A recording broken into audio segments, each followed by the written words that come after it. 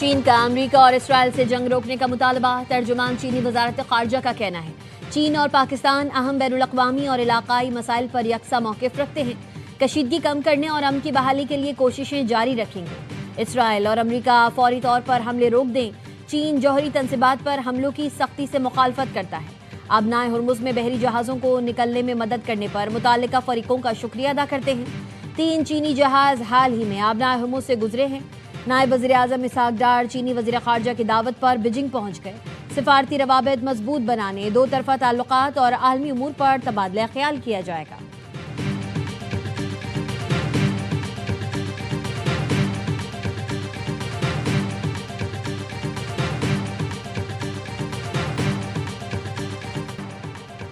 जंग के खात्मे का फैसला हमारी शराइत पर होगा। ईरान के सदर मसूद पज़ेश्कियान कहते हैं जंग हालात को मद्देनजर रखकर खत्म की जाएगी। ईरान के मफादात का तहफ़्फ़ुज़ हर कीमत पर किया जाएगा। अमेरिकी अखबार वॉल स्ट्रीट जर्नल के मुताबिक सदर ट्रंप ने मुआवनीन से गुफ्तगू में कहा वो आबनाए हुर्मुज़ खोले बगैर जंग के खात्मे के लिए तैयार हैं। रिपोर्ट के मुताबिक आबनाए हुर्मुज़ पर तेहरान की मजबूत गिरफ्त बरकरार रहने का इम्कान है। आबी गुज़रगाह खोलना एक पेचीदा ऑपरेशन होगा। सिफारतकारी नाकाम हुई तो अमेरिका आबनाए हुर्मुज़ खोलने की जिम्मेदारी यूरोप और खलीजी इत्तेहादों पर डाल सकता है।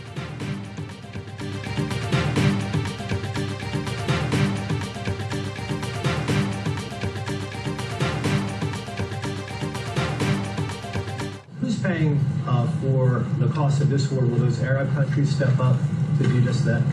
Well, I think it's something the president would be quite interested in calling them to do. I won't get ahead of him on that. सदर ट्रंप चाहते हैं अरब ममालिक जंगी अखराजात में हिस्सा डालें। तर्जुमान व्हाइट हाउस कैरोलाइन लेविट कहती हैं सदर ट्रंप 6 अप्रैल की डेडलाइन से कबल डील चाहते हैं। ईरान जंग से मुतालिक 4 से 6 हफ्तों की टाइमलाइन बरकरार है। ईरान अमरीका या इत्तेहादियों को धमकियां नहीं दे सकता। अमरीकी वज़ीर ख़ारजा मार्को रूबियो का कहना है आबनाए हुर्मुज़ हर सूरत खोल कर रहेंगे। ईरान ने आबी गुज़रगाह ना खोली तो संगीन नताइज भुगतना होंगे। अल जज़ीरा टीवी को इंटरव्यू में रूबियो ने कहा अमरीका ही नहीं दुनिया को भी मंजूर नहीं कि तेल की तरसील बंद रहे। ईरान की अस्करी सलाहियत ख़त्म करने के करीब पहुँच गए। जंग हफ्तों में ख़त्म हो जाएगी।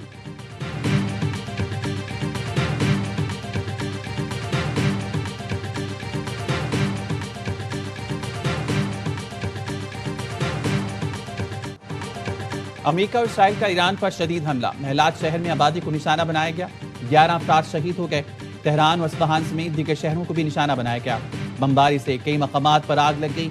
अमेरिकी हुकाम ने बताया अस्फहान पर हमले में 2000 पाउंड वजनी बंकर बस्टर बम इस्तेमाल किए। अस्फहान में एक बड़े असलहा गोदाम को निशाना बनाया गया। सदर ट्रंप ने अस्फहान पर हमलों की वीडियो पोस्ट कर दी।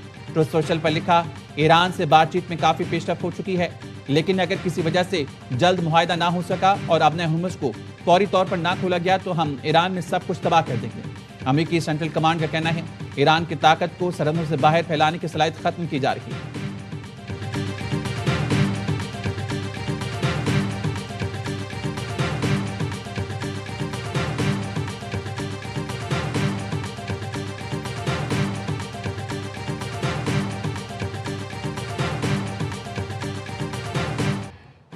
ईरान ने ऑपरेशन वादे सादिक 4 की 87वीं लहर का आगाज कर दिया।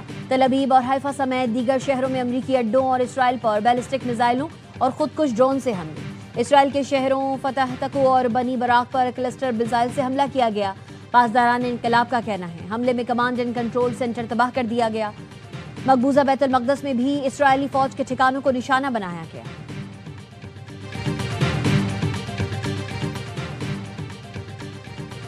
ईरान के खलीजी मुल्कों पर ड्रोन्स और बैलिस्टिक मिसाइलों से हमले। दुबई में धमाके सुने जा रहे हैं। अमाराती हुकाम का कहना है फिजाई दिफाई निज़ाम मिसाइल हमलों को नाकाम बना रहा है। दुबई की समंदरी हदूद में ड्रोन हमले के बाद कोईती ऑयल टैंकर में आग लग गई। दुबई हुकाम का कहना है ऑयल टैंकर से तेल का रिसाव नहीं हुआ। सऊदी वजारत दिफा का कहना है ईरान से आए 10 ड्रोन्स मार गिराए। अलखरीज में ड्रोन का मलबा गिरने से 6 मकानात को नुकसान पहुंचा। बहरीन में अमेरिकी 5th फ्लीट के कमांडर्स के ठिकाने पर हमले किए। शारजा में टेलीकॉम कंपनी की इमारत पर ड्रोन हमला। जानी नुकसान नहीं हुआ।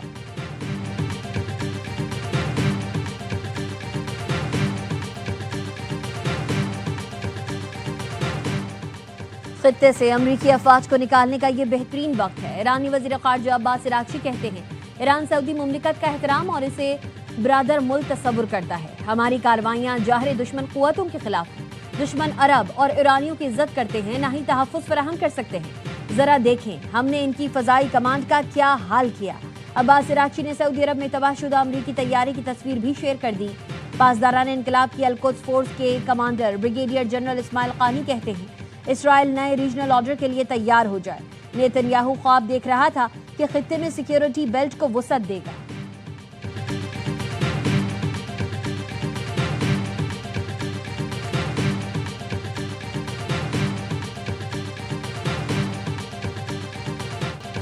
जनूबी लबनान में हिजबुल्लाह के साथ झड़पों में 4 इसराइली फौजी हलाक, 2 जख्मी।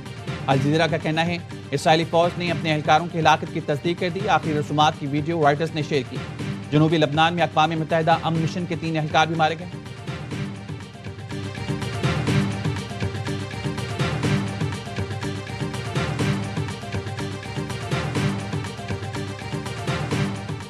इसराइल ने फ़लस्तीनियों की नस्लकुशी के लिए सजाए मौत का कानून नाफिज कर दिया। इसराइली पार्लियामेंट में मोहलिक हमलों में मुलव्वस होने के इल्जाम में फ़लस्तीनियों को फांसी देने की मंजूरी। नए कानून के तहत इसराइल को नुकसान पहुंचाने वालों को 90 दिन में फांसी दे दी जाएगी। फ़लस्तीनियों को महज शक की बुनियाद पर गिरफ्तार करके मुकदमा चलाया जाएगा। कानूनी मुशावरत भी वीडियो लिंक के जरिए होगी।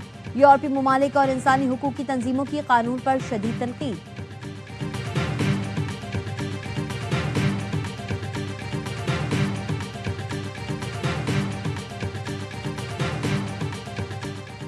पेंटागन ने बरतानवी अखबार की अमरीकी वज़ीर जंग से मुतालिक खबर को गलत और गुमराहकुन करार दे दिया। खबर वापस लेकर मुआफ़ी मांगने का मुतालबा। तर्जुमान पेंटागन का कहना है खबर का हकीकत से कोई ताल्लुक नहीं। फाइनेंशियल टाइम्स ने दावा किया था अमरीकी वज़ीर जंग के ब्रोकर ने जंग से पहले मल्टी मिलियन डॉलर्स की सरमायाकारी की कोशिश की, लेकिन फंड दस्तयाब न होने के बायस ये डील मुकम्मल ना हो सकी।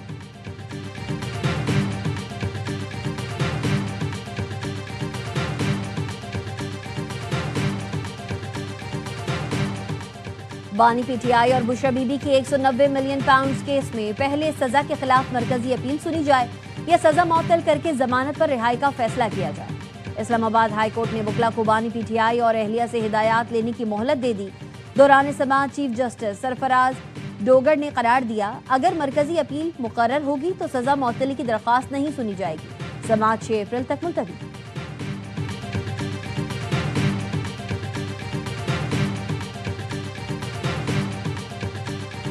सब हैक हो गया, लोगों से कोई इन्फॉर्मेशन वगैरह लीक हो रही है। मुझे तो कंसर्न जरूर है। मैंने एफआईयू को फौरन रिपोर्ट कर दिया। व्हाट्सएप को मैंने ईमेल भी किया हुआ है, लेकिन अभी तक जो मुझे नजर आ रहा है वो एक्टिव है। मेरे फोन में कोई ऐसी चीज नहीं है, मैं तो हमेशा अपना फोन मेरा अवेलेबल होता है।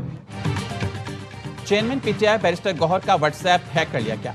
बैरिस्टर गौहर ने बताया व्हाट्सएप पर उनका मुकम्मल इख्तियार नहीं रहा। उनका नंबर अभी भी एक्टिव है और लोगों से पैसे मांगे जा रहे हैं। फौरी तौर पर एफआईए साइबर विंग से राब्ता किया ताकि डेटा का गलत इस्तेमाल ना हो।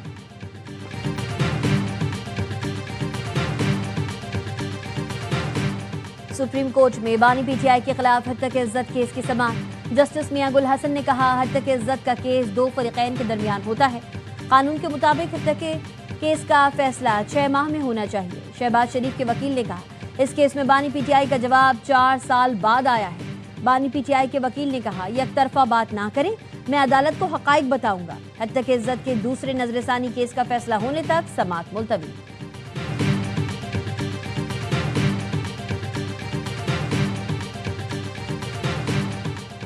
HEC ने मुल्क भर की जामियात में कल से फिजिकल क्लासेस बहाल करने की इजाजत दे दी। HEC की जानिब से किफायतशुमारी, फ्यूल बचत इकदाम पर अमल दरामद की हिदायत। जामियात को हुकूमती पॉलिसी के मुताबिक अमल दरामद यकीनी बनाने का हुक्म।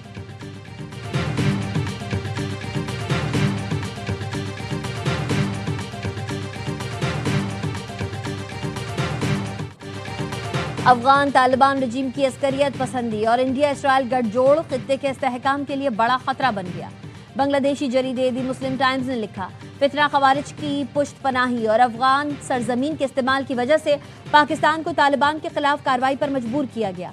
इलाकाई अदम इस्तेहकाम को समझने के लिए भारत इसराइल ताल्लुकात और अफगान तालिबान के प्रॉक्सी किरदार का जायजा लेना होगा। अफगानिस्तान दहशतगर्द गिरोहों के लिए महफूज पनागाह बन चुका है। पाकिस्तान ने 4 साल सिफारती कोशिशों के बाद अफगानिस्तान में मौजूद दहशतगर्दों के ठिकानों पर कार्रवाई की।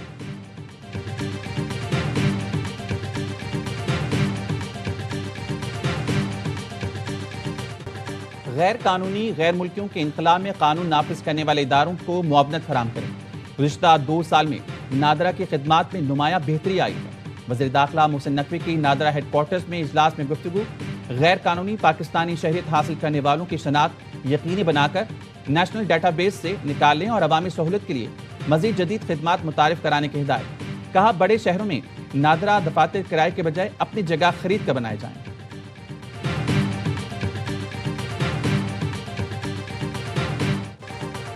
मनी लॉन्ड्रिंग केस में डॉक्टर फजीला अब्बासी की 1 लाख रुपए के मचलकों के एवज अबूरी जमानत बहाल। इस्लामाबाद हाई कोर्ट की फजीला अब्बासी को ट्रायल कोर्ट से रुजू करने की हिदायत।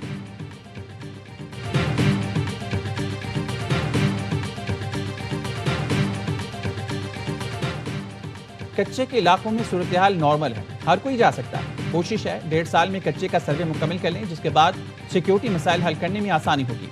सीनियर वजीर सिंध शर्जील मेमन कहते हैं, कल्चरल डिपार्टमेंट केएमसी के ताउन से कराची में म्यूजियम बना रहा है, जिसके लिए केएमसी ने 3 एकड़ जमीन दी है। वज़ीर दाखिला सिंध ज़िया लंजा ने कहा, दादू केस में फरीकैन को फेयर ट्रायल का मौका दिया गया।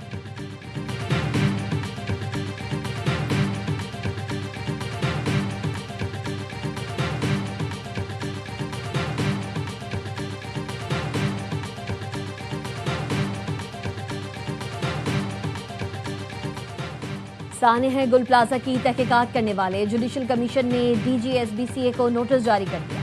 Karachi building and town planning regulations पर अमल दरामद से मुताल्लिक कानूनी वजाहत तलब। बताया जाए, इमारतों में रेगुलेशंस पर अमल दरामद यकीनी बनाने की जिम्मेदारी किस इदारे पर आयद होती है। इस हवाले से कानून के मुतालिका शिकों का हवाला भी फराहम किया जाए। जवाबात और दस्तावेजात कल तक कमीशन सेक्रेटरीट में जमा कराने की हिदायत। फायर सेफ्टी इकदाम न करने पर कराची में हाशु सेंटर की पहली मंजिल पर 200 दुकानें सील।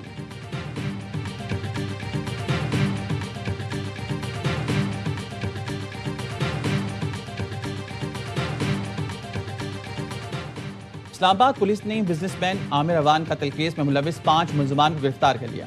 पुलिस का कहना है, मुलजमान का ताल्लुक खैबर पख्तूनख्वा से है। डकैती का गैंग चलाते थे।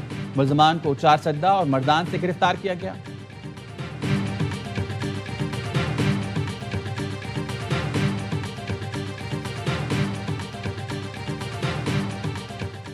लाहौर के गंगाराम अस्पताल में मरीजों को ब्लड बैग लगाने का काम गार्ड के सुपुर्द कर दिया गया।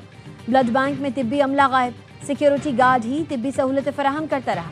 महकमा सेहत पंजाब का लेडी वेलिंगटन अस्पताल में C सेक्शन की वीडियो बनाने पर एक्शन।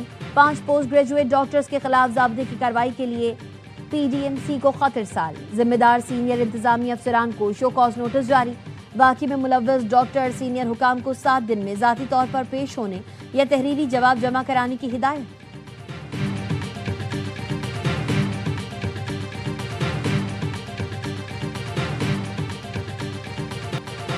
मुकामी और बैनुल-अक़वामी मार्केट्स में सोना और चांदी की कीमतों में इजाफा। पाकिस्तान में फी तोला सोना 2800 रुपये महंगा होकर 4,78,762 रुपये का हो गया।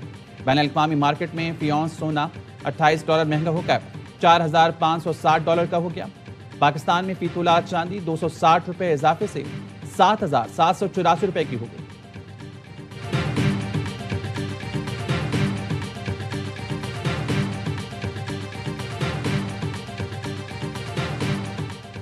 वॉशिंगटन के नेशनल मॉल पर गोल्डन टॉयलेट नस्ब कर दिया गया। मकसद सदर ट्रंप की जानिब से व्हाइट हाउस में जारी महंगी तज़ीनो आराइश के मंसूबों पर तंज करना है। टॉयलेट पर लगी एक तख्ती इसे एक बादशाह के लिए मौजूद तख्त करार देती है।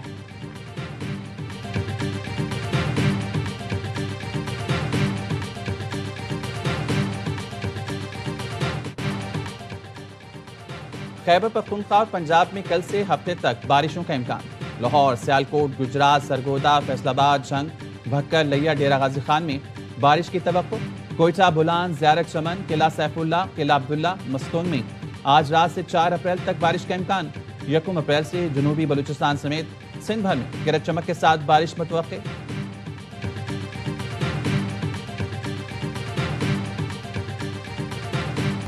PSL 11 में आज पेशावर ज़ल्मी और इस्लामाबाद यूनाइटेड मध्य मुकाबिल आएंगे। कज़ाफी स्टेडियम लाहौर में क्रिकेट एक्शन शाम 7 बजे शुरू होगा। जनूबी अफ्रीकी बल्लेबाज रिजा हेंड्रिक्स भी PSL के लिए लाहौर पहुंच गए।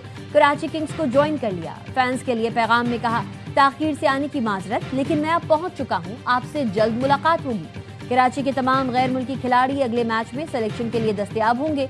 कराची किंग्स अपना अगला मैच जुमेरात को रावलपिंडी के खिलाफ खेलेंगे। इवेंट के तमाम मैचेस ए स्पोर्ट्स पर बराह रास्त दिखाए जा रहे हैं।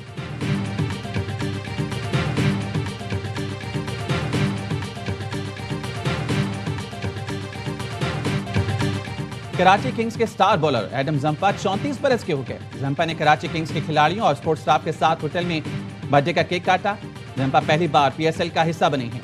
लीग में शामिल मुल्की और गैर मुल्की खिलाड़ियों ने क्रिकेट बैट्स की जगह पैडल के रैकेट्स उठा लिए। David Warner, Moeen Ali, Marnus Labuschagne और सैम बिलिंग्स ने पैडल में अपनी महारत दिखाई।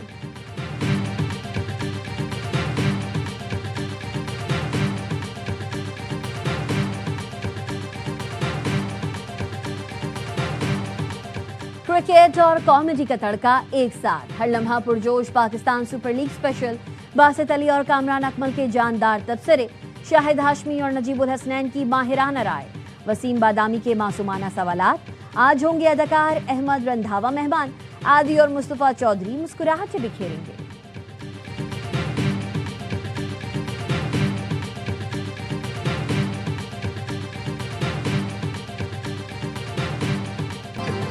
और एहसास मौसीका। सोहेल राना का यौम पैदाइश। फिल्मी मौसीकी के अलावा शोहर पाक, कौमी और मिली नगमात को संगीत दिया। सोहेल राना को सितारे इम्तियाज, प्राइड ऑफ परफॉर्मेंस समेत कई अवार्ड से नवाजा गया।